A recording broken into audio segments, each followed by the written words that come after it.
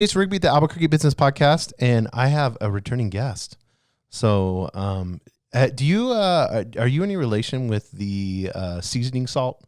Is it is it Lowry or what's? You know what I'm talking about? Yeah. I see it at the supermarket. Yeah, I don't think I have any relation to that, the salt or the jerky, because I think there's a jerky out Yeah, there I too. think there is too. Yeah, Yeah. neither one. And then you kind of have like one of those cool names because it's like it's Riley Lowry, right? Yeah, that's right, Riley. And actually, I meet a lot more nieces and aunts by the name of Riley. Not as many uncles and nephews for sure. Actually, a funny story about that. I was just in Vegas. There was 3 generations of male Rileys in one room at one time. It was the crazy. I've never seen that before in my life. It was crazy. Wow, that's cool. Yeah. So you have to get like a Riley picture. Yeah, we should have done that. I always think of like back east. That's a pretty popular name. Like I think like in Chicago and area stuff like that. There's a lot of Rileys. Yeah, but it's a mostly a male name, right? Well, depending. Do you see mostly females? I run into a lot more females. It really depends on the spelling. Because I'm Riley. I guess it would be Ryelee. I see that a lot. Right. Oh, okay. Yeah. That seems like that'd be a difference. So you're a consultant, trainer, and we encouraged everybody. We did a lot of the last podcast we had with you. Is really cool. We went into sales training, into sales management and all that. Mm-hmm. But I kind of want to start off because you're on the road a lot. Yeah. And you're kind of like a road warrior. And I want to kind of go through, because you were telling me earlier about your routine. Yeah. I think it would help a lot of people that travel. I think that'd be kind of cool in what you do. So do you start the night before you're going to the airport, or how does it go? Well, it depends on when the either the flight or the drive out. So maybe we'll address it 2 ways. We'll talk about flying out first, and then maybe like driving, right? Because I approach them 2 different ways. Right. So if the flight's late enough in the afternoon or mid morning, I'll just pack the same day, which I know that's probably not the best, but. Right. So I actually keep 2 sets of everything at home versus on the road. What I mean by that is, 2 sets of like chargers at home for my laptop, for all my devices, everything just stays put. And then actually, you can see it across the room. In my backpack, I keep pretty much everything necessary to survive as far as electronics go. But once I get packed and ready to go, I usually try to show up to the airport. I'm like that guy that's like 55 minutes before my flight, running through the airport, getting through security. Hopefully I can pass through a TSA pre-check or clear in the near future to get that done. Right. And then, for me, I usually fly for the most part, one airline, just because, I try to just stay loyal to it, just because you get a lot more benefits from that perspective, as well as just sit in the same seat. Because, I guess my philosophy with flying would be the equivalency of showing up to like your 9 to 5, your office job. Most folks that go into an office that work a 9 to 5, they'll come in at 8:55 or whatever time they get there. They'll do their pleasantries with all their coworkers. They'll say hello, because that's just a part of their routine. Right. So part of my routine is to try to eliminate as much thinking as possible before I get to my end destination. So that's why I sit in the same seat, relatively speaking, or same area of the airplane, as long as it's accessible. And then by the time I get off, I kind of go through the same thing. I always schedule my meetings to where I can go pick up a rental car first, and get to my meeting or destination in a timely manner. However, I do have kind of a quirky thing when it comes to hotels, right? Every time I check into a hotel, I set it up the exact same way. Meaning, this is cool though. Yeah, meaning like, even the way that I set up, my toiletries in the bathroom. Like I have it all set up the same way to where I don't even have to think in the morning. Like my toothbrush is in the same place, and everything in which that I need is all in the exact same spot. I wear a lot of hair product. That and my amazing hair. Yeah. That and my comb is in the exact same spot. So I keep all that stuff there just so I don't have to think about things. Because ultimately you got to turn that hotel room into a room. Right. That's not just a room, but it's more your home. Right. So I even lay out my outfits for, if I stay in a hotel for multiple nights, I'll lay out my outfits, for multiple nights in a specific order.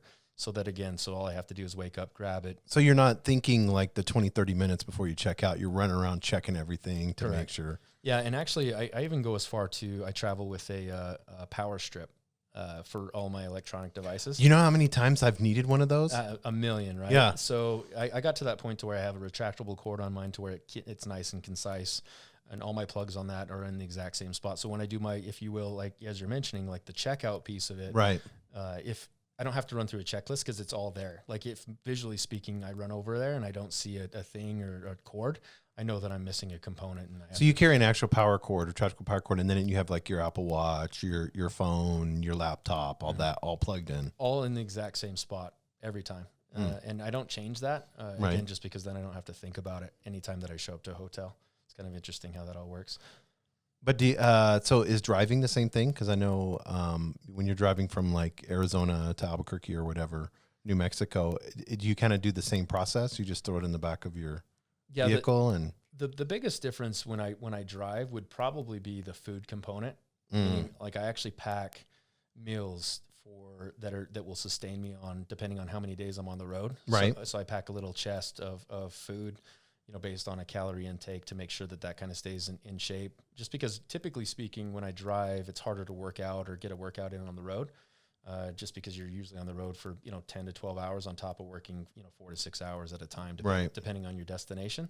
But ultimately, even when I drive, I keep like my backpack in the exact same spot in my car, and I keep any supplies that I have for that particular trip, whether it's samples or whatever I'm bringing with me. I have them organized in the exact same manner to where if I take it into a business or I go and do a presentation, I know that when I'm looking at it, I can kind of have an idea, just visually speaking, of what I have or what I don't have in that particular case. Yeah, and I think a lot of people don't recognize, but your brain actually likes that. Right. It's like if you don't create a checklist, if you don't have a checklist and you go to Smith's or Walmart or wherever, you'll forget something. Right.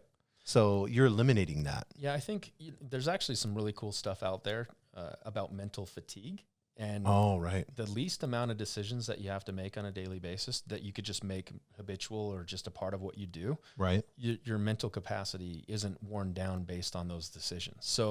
So there's a lot of really cool, things out there as it relates to mental fatigue and just trying to eliminate that piece because, going back to it, if I'm on the road for 3 weeks and some months, I'm on the road, 21, 22, 23 days in a month, you have to be on your game at all times because there's not a lot of break in between, to recover. Right? If you're going from everybody gets so tired when they travel too. So. Sure. Yeah. The jet lag or just the time between it. Like, for example, on this trip, I'm just getting back from Colorado. I just was there for 5 or 6 days, and I'm going to be here for 5 or 6 days. And right when I get back, I'm going to head to Vegas for 5 or 6 days. So, I mean, you have all these continuous, traveling cycles, and you got to make sure that your energy is sustained throughout that process.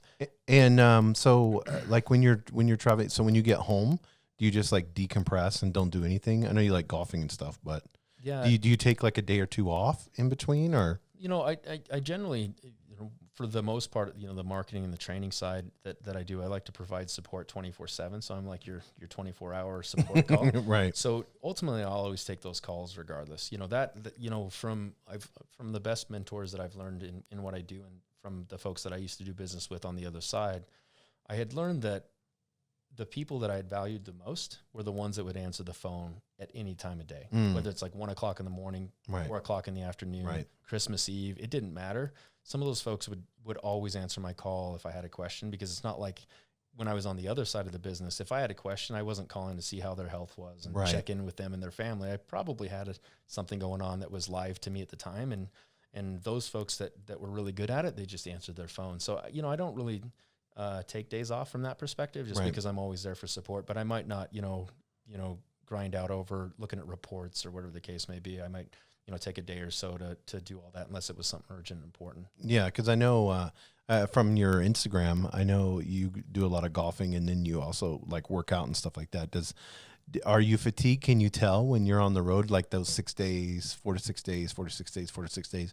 Can you tell with your workout routines and stuff, or? Yeah, that piece of it, that's a good question. That piece of it is 100% correct. I can tell you, definitively speaking, right when I get back, my workouts are probably the worst for those few days, just because, the energy level is a little bit lower. Right. It's harder to, I like to cycle indoor, and actually I like to road cycle too. That's really good to kind of clear your mind, if you will, but I can't ride nearly as long, regardless if my cardio feels good, just my body just won't allow, that perspective. Even if I push through it, I've been an athlete my entire life. Right. But I can just tell when I just need to just stop and relax a little bit. I would say more physically speaking, I get drained than I do mentally speaking.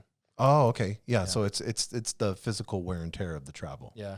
And I think part of that, to be honest with you, is going back to the start of the conversation, is that decision-making process. I try not to, it's always funny to me, like, if I go to have lunch on my own, for example. I'm a huge fan of just when the waiter or waitress shows up, just asking what they would eat. Right. And then them saying, well, I would eat this. I'm like, great, just go ahead and bring that. Makes it super easy on me. And then I can go back to focusing on what I'm doing, regardless if I like it or not. A lot of times I'm not there to eat, for taste. I'm there to eat for, just to get the nutrition piece. But if I can eliminate those decisions throughout a day, I will, just because then. So that's what you're saying. The physical part you can't eliminate, but but the mental, that's where you can still have that mental capacity to be able to answer the phone calls and. Right. Yeah. I mean, physically speaking, it's going to take a toll no matter what. And obviously you have to do some things that, more in the self-care piece of it to get you to where, you kind of recharge those batteries. Cause no matter how long your charge on your battery is, eventually you're going to have to recharge it no matter what.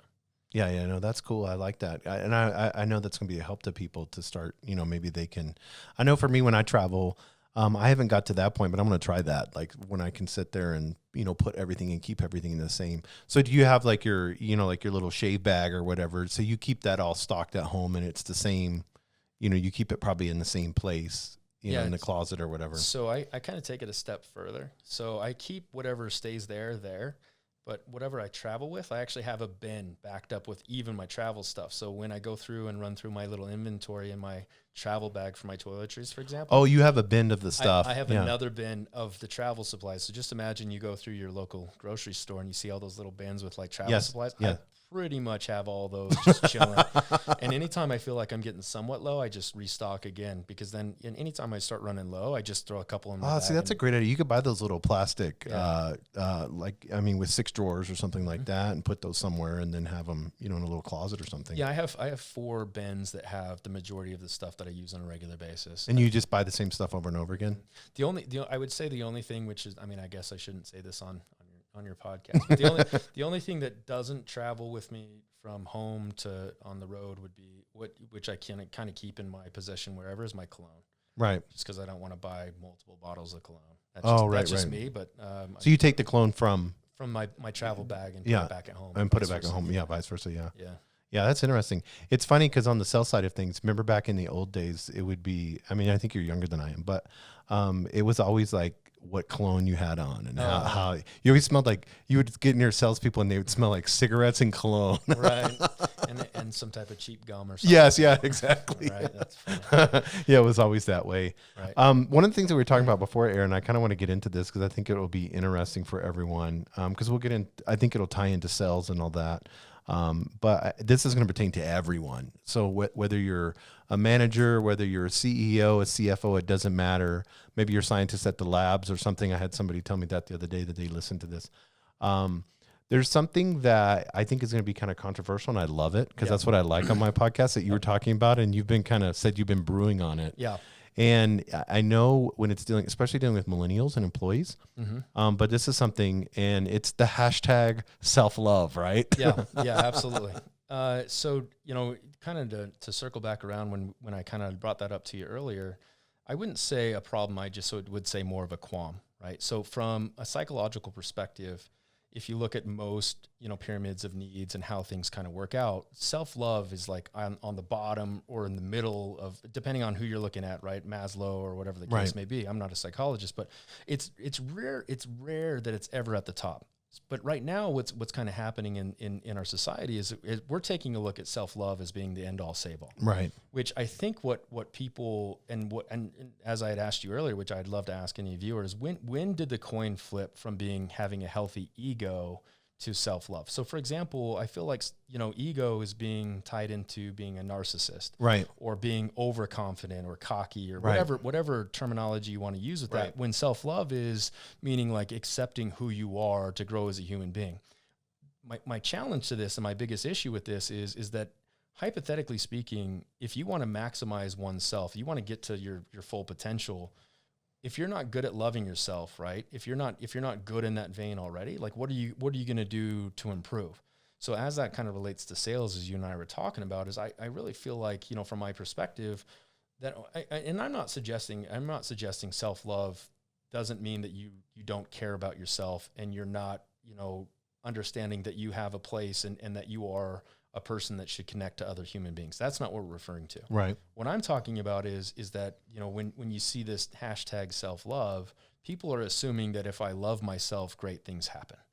But the challenge to that is there's not really anything tangible to that. Meaning your ego is in place for a reason. Like Right. all of us have an ego, we all have an id, we all have a self-identity.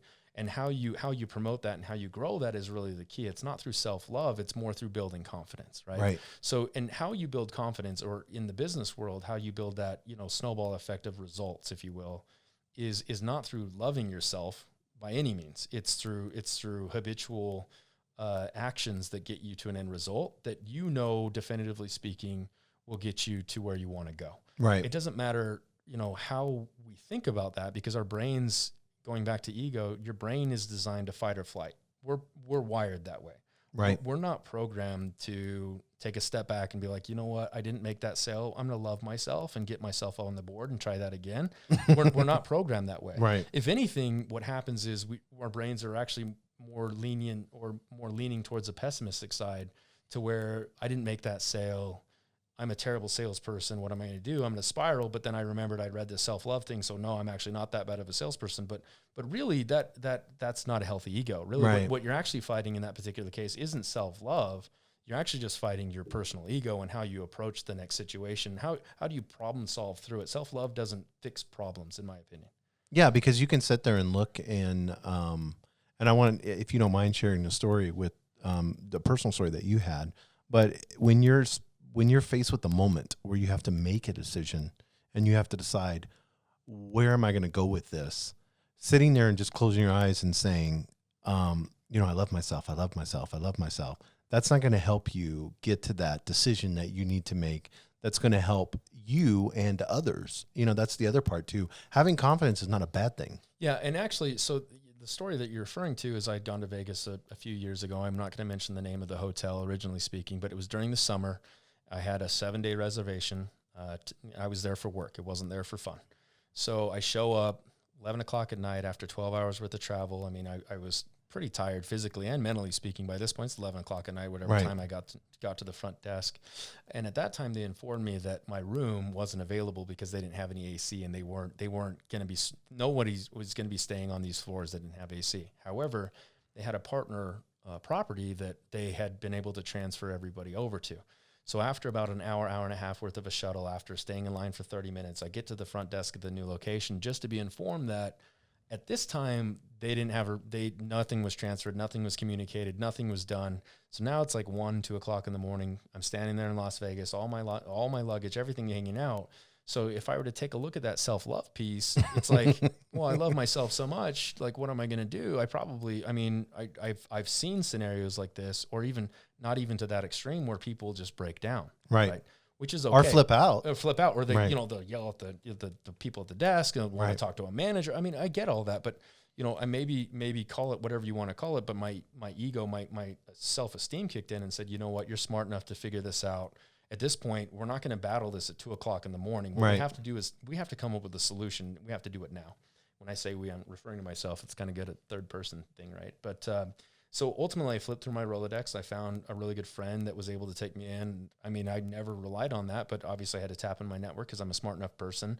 Show up there, you know, stay there for a couple of days until I was able to resolve it. But there's no amount of, you know, to me, I knew I had enough confidence in myself to resolve it. Ultimately, those hotels took care of me in the long run. I knew it was going to work out on Right. that end of it regardless.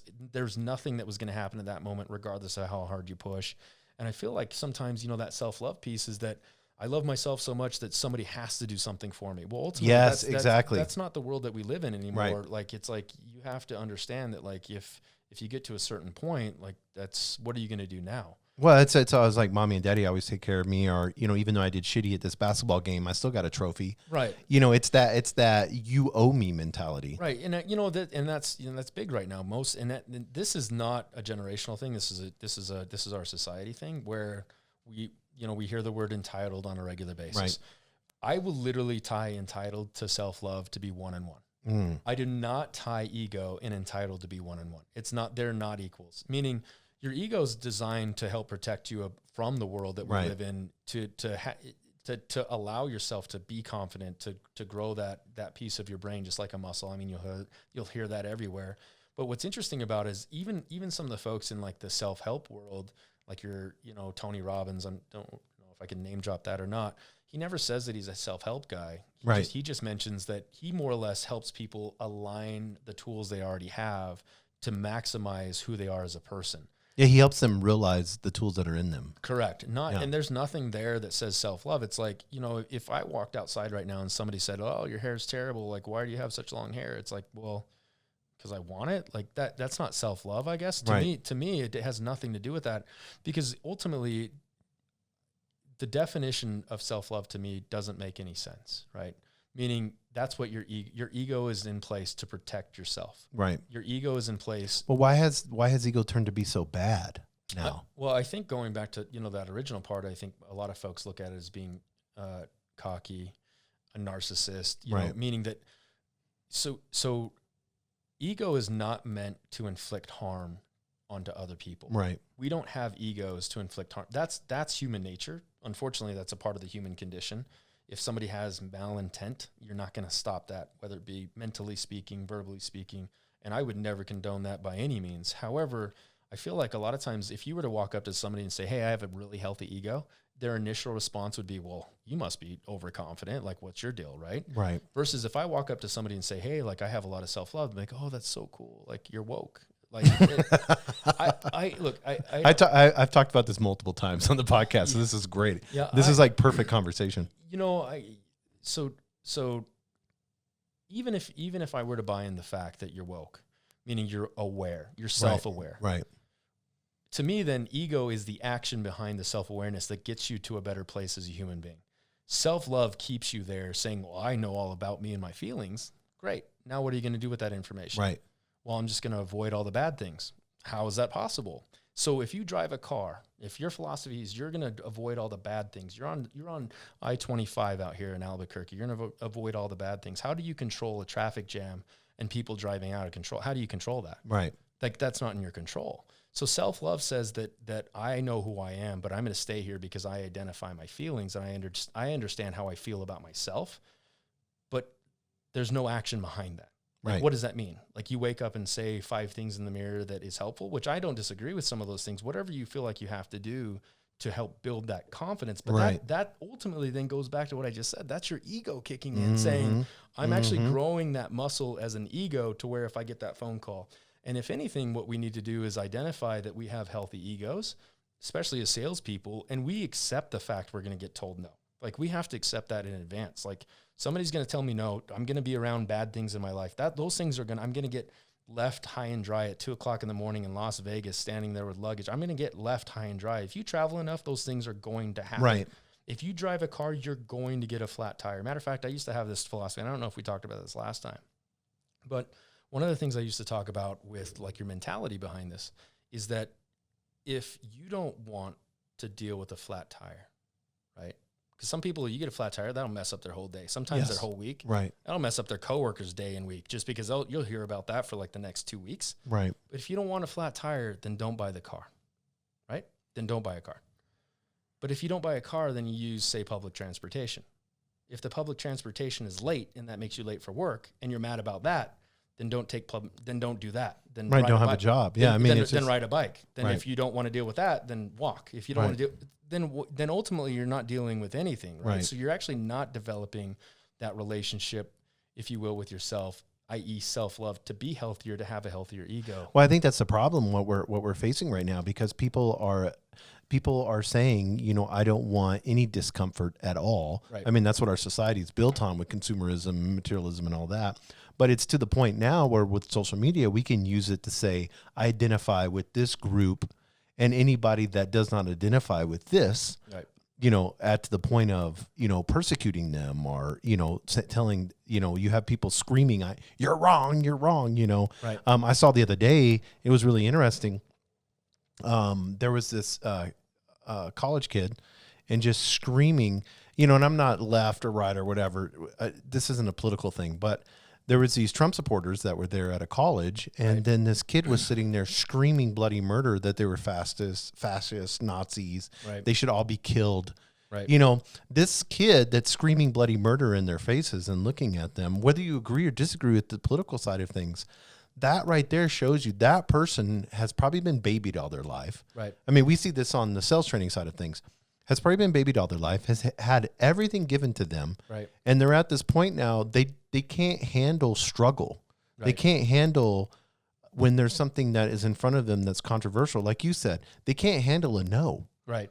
You know, and that, you know, ultimately speaking, I guess, like, you know, to me, you know, if using sales as the analogy, if, you know, in a way past life of mine, I was around one of the best sales professionals I had ever met in my life. And he used to always say, when we'd go out to do our thing, I got to go out and get some no's in my face. Yes. Like he would get excited about he's like, I just want to go out and get some no's. Right. Because he knew you know, the whole thing about, for every no, you're just closer to getting to a yes. Right. Yes. So I get that piece of it. And that's where I guess like the self-love thing has been kind of chewing at me a little bit, is because I find it interesting, you know, as it relates to social media and in our business world, because if you're an influencer, if you're a sales professional, or if you're a leader, you don't get to that point. Right.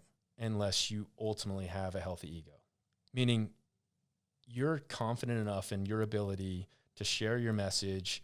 You might not be doing it because that's your end result. That's not your goal. Maybe some influencers and maybe some leaders didn't set out to be like, it's not like you woke up, you know, at age 12 and wrote a dissertation about being a leader your entire life and taking a group or an organization to the highest level. But what happens is just over time, as you build that muscle up and you deal with all the adversity that comes along the way, your ego is what kicks into gear. Your ego is what helps you get through those tougher times, not self-love. It's not like, hey, you know what? I just lost a multi-million-dollar deal. I'm going to go back and love myself because I'm still a really good person. It's like, no, dude, what's going to get you through is your ego, right? But I think it's also sitting there and having that self-reflection and turning around and saying, you know, I didn't do good enough. That if I would have sat there, where was in my presentation? Where was there holes in it? Why were they tuning out after 3 minutes?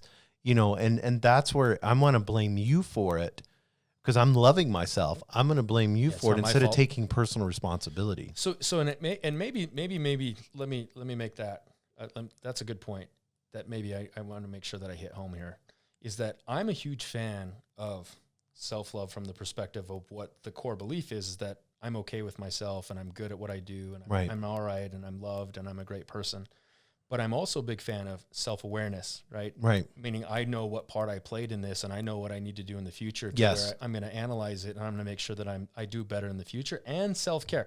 I'm not delineating between those three or anything in that vein. You're talking about the viewpoint of this bastardization of self-love. Correct. I'm saying anything that has to do with self, whether it's self-love, but you have to have that all in the same level of the process. I'm saying self-love is not the end-all, save-all. I would put self-love at the same level as self-awareness, self-care, and anything else that you're doing to constantly improve oneself to ensure that you're moving to the next level, meaning you're feeding your ego. Ego is the action behind all of those things. Right. Ego is your self-identity, or the id is your self-identity to get you to where you want to go. And that's the healthy mindset, right? It's like, if I choose to go out and compete in your terms, and if I go out and compete in a basketball game and I lose, I don't expect to be congratulated for losing. Like that's not an expectation, because honestly speaking, one, I'm not going to lose. That's just my philosophy. I'm not going to lose. Two, if I did for whatever reason on the off chance, I'm not going to be okay with it, because like you're mentioning, like I'm going to go back and analyze it and make sure that in the future, when engaged in that competition again, like I'll ensure that I take the right measures, because I'm competitive with myself enough to where I want to be the best I can possibly be to get to the next level. But again, I don't think that that's self-love. That's actually exact opposite of self-love, meaning like what no one talks about in self-love, that you should be competitive with yourself to get better. They just say that's what be happy with who you are, and accept, that there's things that are out of your control, which you should. But ultimately speaking, we should definitely put ourselves in more adverse situations than possible. Actually, I put a little post out on, I think it was Facebook. I'm rarely on there, but I put a little deal, which actually was kind of interesting, kind of entertaining to me. I put on there that I choose to make things harder so that it's easier in the future type deal. Right. And somebody's like, what does this even mean? You want to make things harder to make it easier? I'm like, absolutely. I want it to be as difficult as possible, because then in the future, I'm guaranteeing I'm going to run into the same thing again somewhere, because unless I break the chain of events on my side of it, which is still a hard thing to do. Right. Habits are hard to break regardless of who you are. So going to the gym, for example, I'm going to make it as hard as possible. Every day I want to be sore. If I'm not sore, you're probably not, you're not growing as a human being. That's just an example. I'm not going to go to the gym just to say I went to the gym, right? I'm not going to go do a workout just to say, hey guys, I worked out. Great. Right. I love myself. Let me move forward. I'm going to go to the gym to make it as hard as challenging as possible, to ensure that I'm growing as a human being. I mean, that's my biggest qualm with self-love is I feel like it's an acceptance of, and I think you said it earlier, acceptance or an excuse to be average. Yes. It's okay to love yourself with who you are currently speaking. Well, I don't know. Is it? Right. I mean, the world's evolving around you. Like, interest rates are going to go up 3% every year. Is it really okay to be who you are? Like, I know I'm not saying that the monetary thing is that, but the very funny thing I learned from one of the guys I worked with a long time ago. He said, I don't want to be the hardest worker. I just want to be the hardest worker in the room. Mm. So he would look in a room, doesn't matter what room he was sitting in, and he would evaluate himself against everybody sitting in that room. Am I the hardest worker in this room? That's what he'd ask himself every time he showed up to a conference, to a call, or whatever. Even if it was him to a consumer client or guest, he would ask himself, am I outworking this person? That has nothing to do with self-love. Right. I guess maybe unless I'm understanding self-love to be different. Yeah, I think I think I think it's the ability to be able to look at yourself and say, and to have honesty instead of looking at like the self-love culture now that you're seeing is they're being dishonest with themselves, because in the end you have to, if you're saying a no really wasn't a no, and then you're turning around and shifting the blame to something else, then you're just playing. It's just the self-love becomes a victim mindset. Right. It's like Howard Schultz with Starbucks. I forgot, wasn't it? It was like 130 times banks told him no. Right. They're like, you're freaking crazy. You're going to charge $5 for coffee. Right. You heard that story. Right. He literally was told no by banks like 130 times. Right. If he did not have an ego. Right. If he would have said, I'm just going to keep making coffee and I'm just going to love myself. And, obviously it must not meant to be, I went to 20 banks. Right. Yeah. It's actually funny you say that because, I know that there's a lot of stories out there. I actually used to use this in sales training, but Dr. Seuss was the same thing. He went to 28 different editors before he got to his yes. His 29th was his yes. And that's all through life. And that was back in the day when you actually had to knock on a door. Yes. And you had to walk in, you had to open the door. You had to sit at the desk. You had to face-to-face somebody tell you that your work is just terrible. That's a totally different level. Now emails, credit apps, whatever you do, as far as, it's all digital. But that was back in the day when you had to go with your little suitcase full of books that you wrote. And you had to sit there with somebody and then tell you that your work was terrible. And then he went on to sell, half of 500 million copies. As far as kids' books, he's probably number one. Yeah, it's crazy numbers. But that's persistence in that. And maybe, again, I would hate to say that, everybody that believes in self-love, turns that into that piece. I wouldn't go necessarily down that road. I would just say, at least if you're going to say that piece of it, from a logical standpoint, define what self-love looks like. Right. And if it's tied around a result, that doesn't make any sense. What I mean by that is this: you can't possibly love yourself if you only celebrate your wins. Right. So if my definition of self-love is I love myself every time I make a sale, then that means every time you don't make a sale, you don't.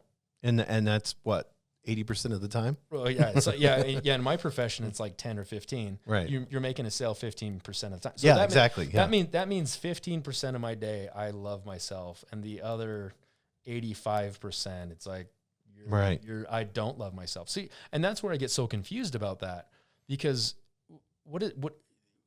I haven't read a definition that resonates to me as it results to getting a result. Right.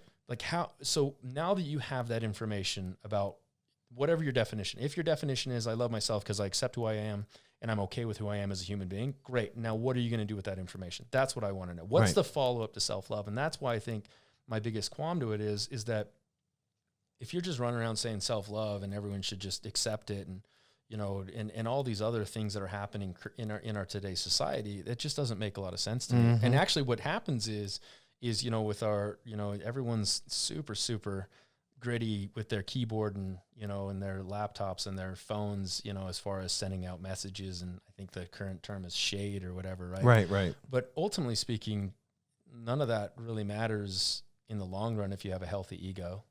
I mean, that's what gets you to where you want to go. Yeah, you have to have, you have to have ego or you would die. We wouldn't have mankind if we didn't have ego. Right.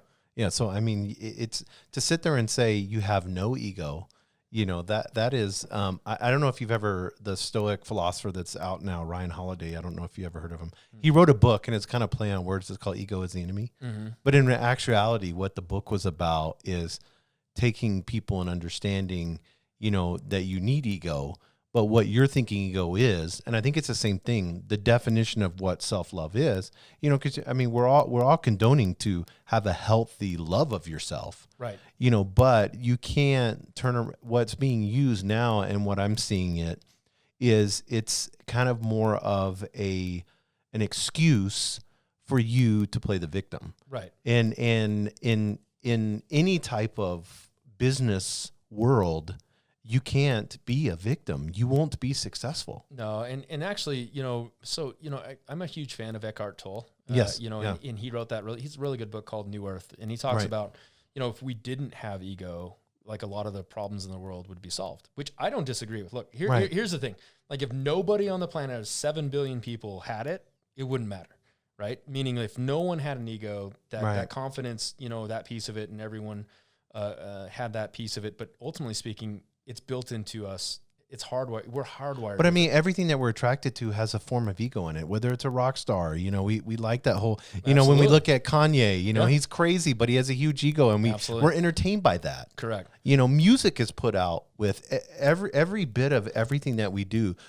Why would I wear Adidas shoes over Jordans? Right. That's an ego that's making me make that choice. Correct. I'm when I wear a suit, I'm feeling that suit. That's my ego saying, "Damn, Jason, you look good," or whatever. You know what I'm saying? Or whether it's a dress or whatever. I mean, I don't wear those very much, but and if you did, it's no worries on that. Everything you just said there is 100%. And that's where I feel like from this side of it that I really think that we have to be a little bit conscious and careful of this, right?